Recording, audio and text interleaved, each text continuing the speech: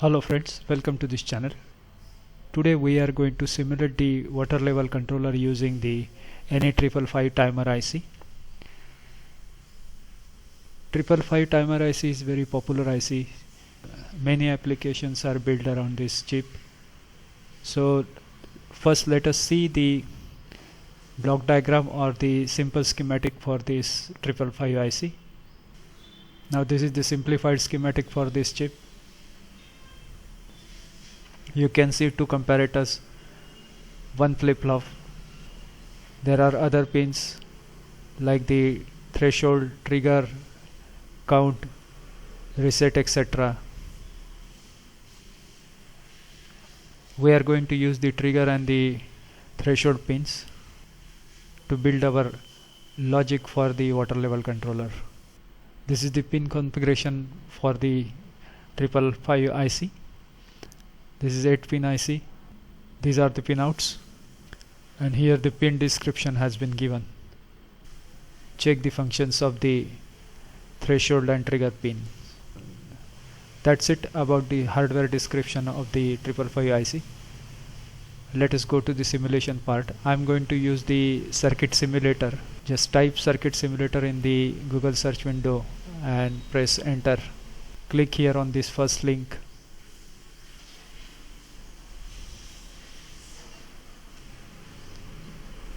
You can see the beautiful circuit consisting of the inductor and the capacitor, and you can see the waveforms over here. You can start your own circuit by clicking over here on file and click here on the new blank circuit.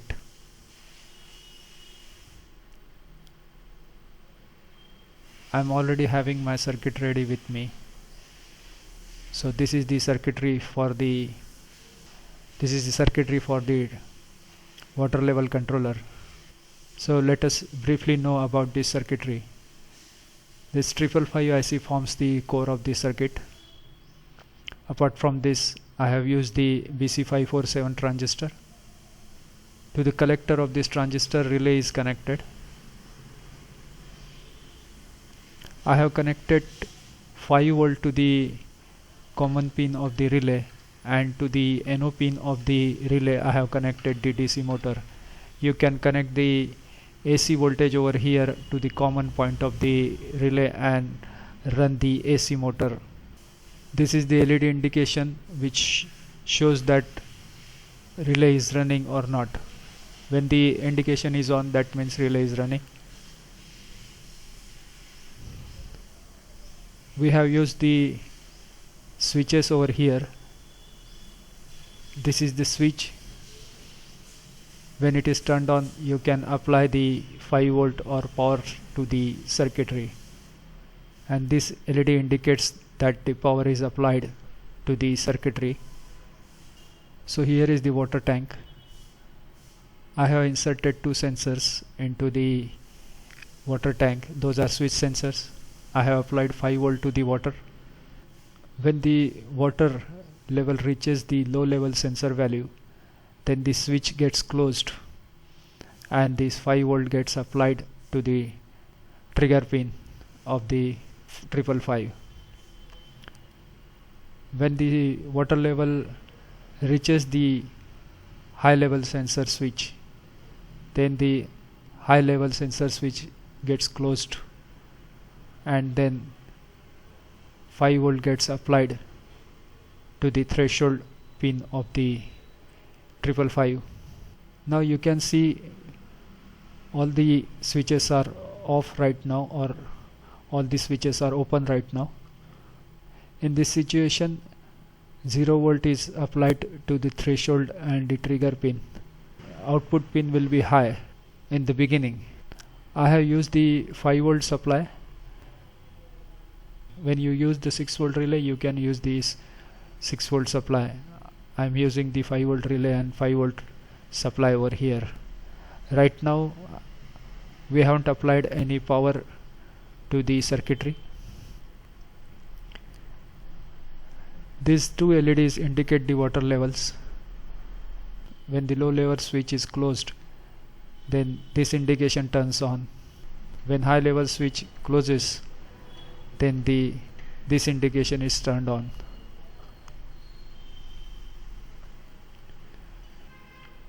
You can see over here the trigger pin and threshold pins are pulled down by using the 10 mega ohm resistors. All resistor used here are quarter watt. Now let us start the simulation. I'm going to close this switch and click here on the run button. Now remember, both these switches are off. So let us see what happens now by clicking over here on the run button. Now you can see that the 0 voltage are applied over here to the threshold and trigger pin. So output has become high, and that in turn turned the transistor on, which turned the relay on. As a result, we can see the motor is running. This is the indication for relay. So this indication is on, that means relay is turned on, and this is the indication for the power supply. So power supply is on, that is why this LED indication is on. Now let us come to the water tank. Now the tank is empty and now the motor is turned on. When the water touches the low level sensor, then this low level sensor switch turns on. Now you can see the LED indication for the low level sensor, which shows that water level has touched the low level. Now as the water level rises and it touches the high level sensor switch, then the high level sensor switch turns on, and now you can see the LED indication for high level sensor. So water has touched the high level sensor, the out pin has gone low, transistor is turned off, relay is turned off, and motor is off. So now tank is full, that is why motor is turned off. Now see the reverse way. When the water recedes and goes below the high level switch, then this switch will turn off. So high level switch is turned off. Now you can see this LED goes off for high level switch sensor. When the water recedes below the low level sensor, then the low level sensor switch opens or is turned off. And now you can see LED indication has gone for the low level sensor, and now you can see the pump is turned on. This is how the circuitry for the water level controller, which is based on the NE555, works. Hope you enjoyed the video. If you like this video, then please hit the like button. Please do share this video with your friends, and do not forget to subscribe to this channel. Thanks again and have a good time. Stay fit and stay healthy.